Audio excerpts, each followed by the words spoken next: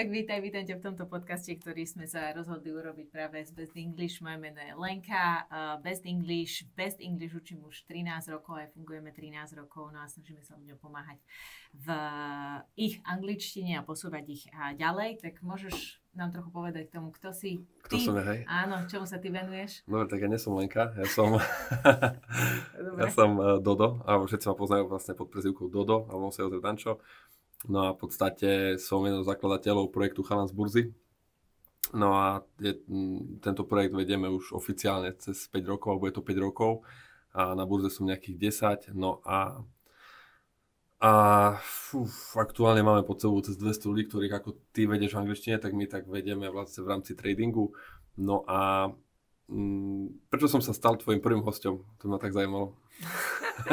Keď nečakaná otázka. Mojím prvým hosťom si sa stal, pretože ja som sa práve chcela spýtať na tvoju angličtinu, že prečo si sa rozhodol sa na angličtinu pozrieť aj v rámci tvojho odvetvia, ako to ty tam vnímaš? Áno, tak ja v podstate som bol pozvaný na vašu prvú úvodnú hodinu, ktorú vlastne robíte každý týždeň a nebol som taký skeptický, že či do toho idem, či do toho nejdem, ale ja som vlastne predtým v lete riešil aj so svojím spoločníkom Lukášom, ahoj, že chceme riešiť angličtinu z toho dôvodu, že vlastne naša práca, aj keď nevyžaduje angličtinu, v podstate, lebo ty tam riešiš len grafy, čísla a tak ďalej a čísla sú v všetkých jazykoch rovnaké, tak v podstate, keď sa chceš niekde ďalej posúvať, tak vlastne veľa podcastov alebo edukačných materiálov máš v angličtine, hej? Čo je prvá vec, ktorá ma tak limitovala, že buď som si to potom musel prekladať sám v Google, kde aj ten preklad nie je úplne, že jednak jednej. A už aj keď si prekladaš tie veci, tak v rámci tých skript a tak naučíš sa to, ale zabera to dvakrát toľko času. Ešte aj tú hlavu tam láme, že či to dobre preložené, ale potom tam máš rôzne podcasty, ktoré preložené nie sú. Jasné. No a keď to počúvaš na Spotify alebo niekde, tak tam nemáš titulky, ako napríklad na YouTube si zapneš, čiže vlastne už si limitovaná a tých najlepších ľudí veľakrát nevieš vypočuť, hej, že čo hovoria a vlastne mňa to strašne štvalo, lebo potom som zistil, že ten povedal túto a túto hlášku, hej, a bol to nejaký výrok a povedal som si, že ty kokos, že mne stačí fakt, že ja tie výroky milujem, lebo keď niekto povie nejaký múdry výrok, tak sa tým zamyslíš, že ako to má hĺbku.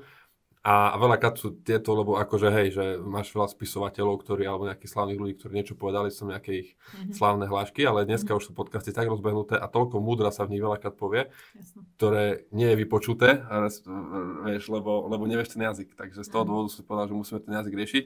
A teraz tretia taká najväčšia vec, čo najviac nás začala limitovať, takže začali sme cestovať do zahraničia, pracovne viac. A tam boli všelijakí biznis partneri, ktorí chceli riešiť biznis. A chcelo to značnú dávku alkoholu, aby sme dostali na jednu vlnu jazykovú, aj oni, aj my, hej, aby sme začali blabotať oni našim a my ich jazykom. Okay. A v podstate, ale aj celkovo, že či práca, či cestovanie, či hocičo vo svete, tak vlastne, jak sme sa už aj bavili, že angličtina je svetový jazyk, nie slovenčina, tak preto si myslím, že by ho trebalo vedieť. No a na tej úvodnej hodine som zistil, že Ja som ti chcela položiť aj otázku, ale nemusím. Nie, ja poviem 20 minút a potom odídem. No, ako si vnímal tú ukážkovú hodinu? No, na tej ukážkovej hodine som vlastne zistil, že ja som taký človek, čo je založený na faktoch. To znamená, že mne keď dáš nejaký fakt, tak vlastne to beriem, že áno, že máš pravdu, vieš. No a v podstate tá hodina bola založená celá na faktoch, hej, že vlastne si začala tam rozprávať ukážkovej hodine, že ako sa učila angličtina niekedy, alebo sa učí dodnes a čo z nej vieme, hej, taký jeden z faktov, čo môžem spomenúť z tej hodiny. Môžem spomenúť? Jasne, tak bolo vlastne, že koľko rokov ste sa učili angličtinu a ako dobre ju viete, hej, že reálne, a ja som sa nad tým zamyslel, že že som sa učil angličtinu asi od 5. ročníka na základnej škole, čo sú vlastne 4 roky a 4 roky stredná, čiže 8 rokov sa učil anglicky a dneska viem anglicky akože dokopy, že nech sa povedať, že nič, ale proste taký základ, hej, ale to je fakt, že taký základ, že si objednám, ja neviem, nejaké jedlo, alebo si kúpim nejaký listok, ale to není, že hovorím vo frázach, ale reálne, že hovorím, že tie slova, že poviem 3 slova a dúfam, že ten človek si z toho poskladá vetu a dá mi to, čo chcem, hej.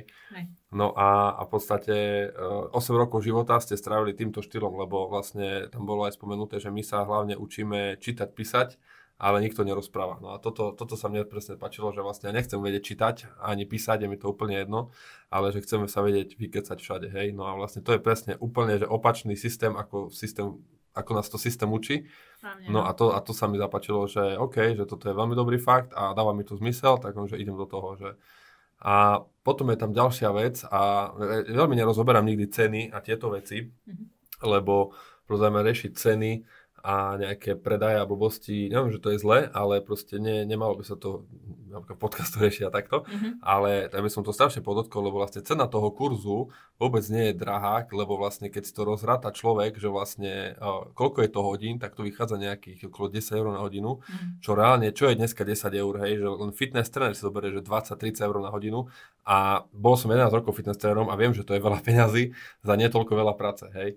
Čiže reálne, že je to strašne lacné. Akože by som chcel povedať, že nie, že ten kurz je lacný, ale že nie je to, rozumieš ma, že som povedal, že vlastne je to veľmi dobrá cena za to, že čo sa ten človek naučí a že jak to vie využiť. Hej. Čiže tak my sa to práve tak snažíme ako keby nastaviť, hej, že aby sme naozaj tým ľuďom pomohli. Dobre, hovoril si trošku o tej základnej škole, strednej škole, tam... Teda... Autoškole, ja mám veľa škôl, ktoré... Ty si, čo pamätáš z učenia sa angličtiny z tých 8 rokov? Čo ti tam nejakým spôsobom naskakuje? No, naskakuje mi, že vždycky tam je nejaký učiteľ, ktorý má svojich favorizovaných žiakov. A naskakuje mi tam to, že vlastne prebrali sme nejakú latku, kde sme vlastne hneď museli sa učiť slovíčka naspamäť. To ma vždycky iritovalo, lebo naučiť sa napríklad za týždeň, neviem, 100 slov, alebo koľko, hej, že proste stále po 20-30 slov. A potom si ich robíš písomku, kde si už o 2 týždne tie slova nepamätáš, lebo sa ich naučíš, aby si ich vedela. V pondelok sa učíš, aby si to stredu napísala a bodka. Áno. Nikdy to neaplikuješ reálne, hej, že to tam nerozprávaš na tej hodine. A potom máš písať nejaké vety, kde ja už zo slov, ktoré už som zabudol, hej, a strašne, čo som mal ja, chaos toho celého, tak bolo to, že som mal problém, že tam hneď bolo, že strašne veľa časov a neviem čoho všetkého a slovička do toho a tak ďalej a poďme teraz to písať a poďme teraz čítať a ja som teraz, že čo sa deje, že proste, že jaký čas, kde mám čo použiť, lebo som to nikdy nepoužil, vieš, ešte.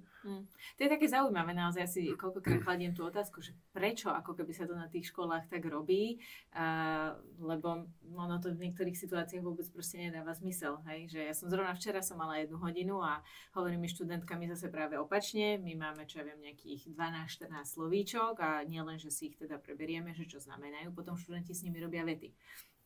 A niektorým študentom ako to nejde zase až tak úplne jednoducho, lebo vymysli tú vetu, teraz musíš už myslieť vo vetách, už musíš vedieť, ako poprípade nejakú predložku k tomu potrebuješ, alebo podobne, hej, a teda niektorí to je, Lenka, prečo sa to nemôžeme len tak ako keby bifliť, hovorím, no lebo na čo sa to budeme bifliť, angličtina, slovenčina, ale je to také zaujímavé, ak to máme dokonca niekedy je zakorenené z tej školy, vieš, že teda mám sa učiť iba tú angličtinu a slovenčinu, no ja ale hovoríš úplnú pravdu, ono treba tie slovíčka prakticky používať, ideálne do vied, to je taký aj tip pre ostatných ľudí, že keď sa učia slová, jednoznačne dávať ich do konkrétnych vied. V akej situácii by som to mohol povedať, môžem to dať do minulého času, čo s tým viem urobiť, hej, lebo vtedy si ako keby aj uvedomuješ, že čo s tým slovom, ako ho vlastne využiť. Jak s tým pracovať, áno. Presne tak, ako s tým pracovať. A samozrejme, možno z toho vyplivne, že áno. Jak sa to povie? Vyplivne asi. Jak sa povedal po anglicky. Ak sa povedal od slova pľuť. Ja som chcela od slova vyplývať. Áno. No, tak to je jedno, no, pani učiteľka teraz. No, tak sme tu kvôli angličtine, vieš, to je slovenčina. OK, dobre. A sú sa zasmejú ľudia, aj to treba v živote. Občas toho vlastne vyjde, že potrebuješ si nájsť ďalšiu vec, potrebuješ sa naučiť ďalšiu vec. A o tom veľakrát je ten jazyk. Máme teraz novú kolegyňu a ona mi hovorí, že dobre Lenka, že čo my máme taký cieľ? A hovorím, no tak v prvom rade je to študent, ktorý vie použiť to, čo ho učíš. Áno, že OK, že to mi dáva zmysel, lebo vieš, čokoľvek sa na tej úrovni naučíš, ty to potrebuješ vedieť použiť, hej? Či už sa učíš takú, presne, hej, či už položíš otázku, alebo si vieš niečo vypýtať, alebo čokoľvek, hej, sa učíš na rôznych úrovniach, samozrejme rôzne informácie. A potom je to ako keby vybudovať u toho študenta vzťah k tej angličtine. Lebo keď ju máš rád a keď ťa to baví, tak už si do toho začneš vrtať, už si pozeráš videá, už proste chceš toto slovo, k tomu si nájdeš to ďalšie slovo a presne keď ťa to zaujíma, o 1,000,000% lepšie si to zapamätáš, ako Jasne, keď lebo ja to ti aplikuješ v poviem. kuse, hej. Presne tak, no. Čiže Vy aj máte tam tie hodiny, nie? Si spomínal také tie kondičné jazdy, že sa dá ísť pokecať po anglicky vlastne. Áno, to máme, volá sa to Tea Time a kto chce, nájde to aj na webe, treba sa prihlásiť a tam vlastne presne si chodíme pokecať, vždycky je nejaká téma a iba rozprávame. No, lebo to je najhoršie, ak napríklad aj u nás, keď ľudia obchodujú na burze, tak to je také, že keď skončia kurz, tak sa pýtajú, že čo teraz ďalej, tak poviem, že teraz takéto sú kroky, že takto by si mal obchodovať, toto by si mi mal poslať každý mesiac alebo každý týždeň a musíš to aplikovať do praxe, lebo vlastne vieš sa to naučiť, ale keď to neaplikuješ, tak to máš aj s tou autoškolou, hej, že proste, že ktorú mám. Výborne, radi, že máš vodičák. A už dlho. Super. A v podstate tiež, keď nešoferuješ, tak nevieš jazdiť, vieš, môžeš ho mať v peňaženke a Jasné. nie je zbytočný, takže určite to tak je. Super. Ty si mi už trošku spomínal tú angličtinu v tvojom odvetví tradingu, ale ty sám pre seba využívaš angličtinu aj v bežnom živote, alebo cítiš aj tam, že by sa dala ešte niekde využiť? No, akože hlavne v tom testovaní by som ju použil a v svojom vzdelávaní. Cestovanie? Cestovanie. Hej. A to cestovanie je také, že tam by som ju fakt chcel akože využívať, lebo napríklad bol som pred 2 rokmi som bol v Amerike a podľa mňa majú Američania zo mňa dodnes traumu. Ale tak to je dobré, keď ty nemáš z ich. Nie, ja som rozprával, že už sa v živote neuvidíme, tak môžem ísť freestyle, vieš, ako generátor náhodných slov.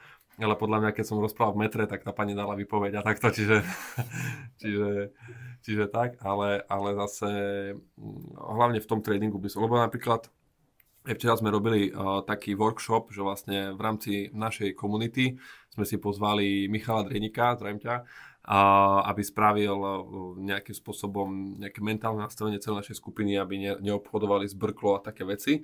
A v podstate takéto veci sú v zahraničí bežné, hej, ale neviem priniesť nejaké vedomosti o zahraničných mentorov alebo zahraničných traderov, ako som už hovoril, keď v podstate sám nebudem chápať tomu, čo sa tam rieši, hej, takže v tomto vidím tiež takéto využitie a potom je ešte jedna vec, čo by som si chcel splniť a to je to, že vlastne ty keď si dobrý trader, tak sa vieš dostať na pozvánku na také najväčšie konferencie traderov sveta, hej, a tie sú iba v angličtine. Čiže tam by som mohol len tak sedieť a prikyvať a fotiť sa, že som tu, hej, ale nič by som nerozumel. Takže tak. To býva ako často? Tak podľa toho, kto ich robil, toto sú také veci, ktoré v podstate robí ten trader, že to robí nejaký sám trader, že napríklad ako keby ja som sa rozhodol spraviť nejakú konferenciu, kde si zavolám tých najlepších a tam môžeme sedieť, hej, alebo tak. Čiže oni nie sú, že akože sú každý rok, ale každý rok a väčšinou to je v lete. Ale a raz to je Dubaj, raz to je Amerika a tak ďalej. Čiže, ale väčšinou to nerobí nejaká spoločnosť, ale konkrétny trader. Čiže on si povie, hej. Jasné. Takže tak chcel by som vlastne, lebo v tieto veci sa mi otvoria všetky, keď zrazu budem rozumieť, o čom hovoria, tak to je ako keď by som teraz išiel do potravín alebo niekde, lebo vlastne budú, jak všetci rozprávajú po slovensky a rozumieš, tak vlastne to je môj cieľ, že ísť niekde, keď sa anglicky a v pohode rozumieť, vieš. Lebo napríklad ja mám taký problém, že keď rozprávam po anglicky, tak si stále v hlave tie slova musím skladať, že OK, teraz tuto idem tam a teraz toto musíš to povedať takto, že toto, vieš, a teraz idem tam a 6-krát si poviem tú vetu, kým sa ma tá pani spýta, že čo si prajete a ja, že zabudol som tú vetu teraz v tej hlave a 100-krát si hovorím v hlave tú vetu, ale kde chcel by som mať ten pocit, chcel by som tam ísť a povedať, že haj a už a ísť, vieš, že ten plynule a prirodzene by som to chcel, vieš, rozprávať. A toto doteraz som nemal, lebo som bol, nemal som ten level, hej, tej angličtiny, čiže vlastne som musel v kuse si tú vetu vyskladať v hlave a 10-krát si ju povedať, kým som tam došiel, vieš. A potom som aj tak oktal, lebo ma zaskočila, lebo sa ma spýtala prvá, že haj. A vieš čo, ja si, že keď na to riešenie? Veľa cvičiť. No, čo? Veľa cvičiť. Veľa sa tomu vystavovať, hej, že ono zaskočí ťa, no jasné, akože... Nečakal som, že sa ma pozdraví, vieš, som chcel za ňou spustiť. Dobre. Tak kedy začínaš ten kurz? Neviem, teraz počkaj. No, že pozrieš prihlášku. Pozriem si, hej, prihlášku, no. A začneš makať. No, tak budem ťa potom kontrolovať, že ako sa potom zlepšuješ. A bola by som rád, keby sme sa potom ešte raz stretli. A po anglicky. Môžeme kľudne. It is not a problem. Nie, ale že mi dáš trošku feedback, ako to vnímaš, ako sa posúvaš. Dobre, kľudne. Ako ti to dáva. či ti to dáva zmysel. No dobre, takže je ešte niečo, čo by si možno ty na záver, na základe skúseností u nás chcel povedať o Best English? Alebo celkovo? Určite by som ľuďom odporúčil všetci, ktorí vlastne rozmýšľajú a nemusia ani chcieť, že chcem sa učiť angličtinu alebo niečo, ale iba keď sa niekto chce napríklad niečom dovzdelať, lebo sú takí ľudia, čo proste by sa stále radi niečo učili alebo niekde sa posúvali, tak že minimálne by som všetkých odporúčil na tú úvodnú hodinu a tam sa to vlastne krásne celé ukáže, lebo proste je zbytočne podľa mňa každého presviečať, že sme najlepší a tak ďalej, lebo aj my to máme tak u nás, že môžem každému povedať, že sme špička v tradingu alebo v edukácii ľudí, ale až keď tí ľudia prídu a skúsia si, tak povedia, že akože fakt, že je to dobré. A to isté u vás, že vlastne, že ja som bol skeptický, že proste, že dobre, ďalšia anglická škola, že proste ideme sa učiť kurzy, blbosti a tak ďalej, čo proste ich je tu milión. A potom som bol na tej prvej hodine a som zistil, že vieš, niečo sa mi otočil celý obraz. Takže určite by som každému odporúčil. To hrozne rada, lebo to je to, čo sa naozaj snažíme robiť. No a ja som veľký kritik, ja všetko skritizujem inak. Takže ja keď som spokojný, tak to je fakt, že dobre. Super. A tak mám rád, lebo tam sú veci prepracované, mám rád, keď sú veci prepracované a keď tam je cítiť z toho, že ten človek fakt, že má záujem nejak posúvať tých ľudí a teda. Lebo dneska všetko je robené tak, aby sa vlastne len predávalo, že vlastne konzumná doba a všetko sa len predá, využije, posunie a už nikde sa nepozerá na hodnotu, že čo si ten klient odnesie a to v takej firme je málo, vieš, takže odporúčam každému si skúsiť minimálne tú úvodnú hodinu, ktorá je vlastne aj túto, hej, ukážková hodina, áno, je to zdarma a potom uvidíte sami, že to, čo sme tu hovorili, takže že niečo na tom pravdy bude, hej, takže že ja by som to asi tak uzavrel za seba, no a... Super. A za mňa verím, že sa stretneme ešte s ďalšími hostiami a porozprávame sa celkovo o angličtine a ako tento svet funguje. A verím, že... A my si potom môžeme zhrnúť celý ten kurz ešte vlastne po anglicky? No, to po anglicky. Tak, uvidíme, že ako sa budeš cítiť, lebo ty si myslím tam dal cieľ nejaké 4 úrovne spraviť. No ja som na konci všetkého. No, výborne, dobre, takto sa o pár mesiacov určite stretneme. A to už potom môžeme trošku aj po anglicky. No, že ja si myslím, že zhruba sa vykecam už teraz, akože potom, no. Určite. No a keď máte nejaké otázky, tak ľudia môžu nechať v komentároch, asi nie na vás. Určite, budeme radi. Vidíme sa pri ďalších dieloch. Tak. Čauko. Čauko.